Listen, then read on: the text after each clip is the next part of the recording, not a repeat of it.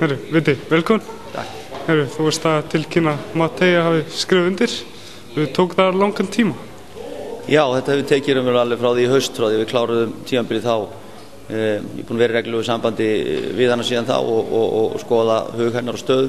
Hún hefur verið að skoða ýmsa aðra þætti, en síðan kom einfaldlega tryggð hennar við okkur í ljós núna undanfarna daga, og reyndar hefur verið ljós á upphafi hvað það snertir, og hún hefur tilkynnt mér það frá upphafi að ef hún komið til Íslands og komið til okkar og fær ekkert annað.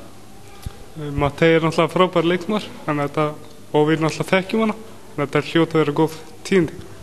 Þetta er frábær tíðindi, hún er meiri áttar leikmaður og ekki bara leikmaður, heldur frábær persóna líka í alla staði, og það skiptir okkur gríðarlegu máli inn í svona hópvinnu eins og knattspyrna er.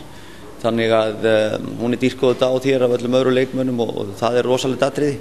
Hún veit að hverju hún gengur, hún þekkir hér umhverfið og það spilaði mikið inn í þessa stóra ákvörðun. Núna er Matthea komin, verða einhverja frekari hræringar?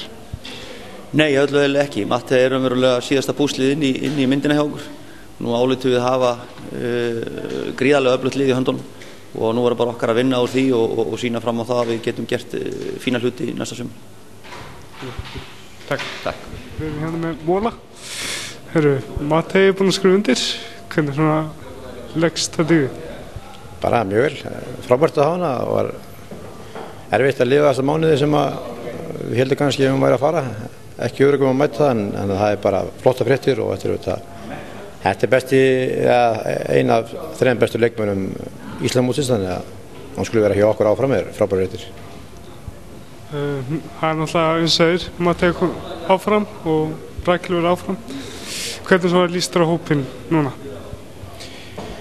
Mér finnst mjög vel á hann. Þetta eru komað 2 hérna nýjar sem við höfum ekki að sé nógu vel. Sjáum það ekki fyrir í miðjan apríl, en ég held að við mistum 2, fáum 2 nýjar í staðinn. Ég held að það séu góður kostur, svipaður kostur, þannig að við ættum að vera á mjög svipuðum stað í gæðum fyrir næsta tímabil. Og hvernig svo hefur undirbúningstímabilið gengið? Það gengið vel, en þetta hefur okkur vantað þessa 3 útlendinga, og svo eru 3 í Reykjavík námi og 1 í Danmörku, þannig að þetta vantar okkur helling, en mótið kemur og ungu stelpurnar fá kannski að sprikla meira á æfingunum. Bjartsýnn fyrir sumari? Já, ég er mjög bjartsýnn, en ég ætla að leyfa mér að sjá þessar 2 í apríl áður en ég úttala mig það. Ég er allavega bjartur. Kannski verð ég í loka apríl hrikalega bjartsýnn. Móli, takk fyrir. Takk.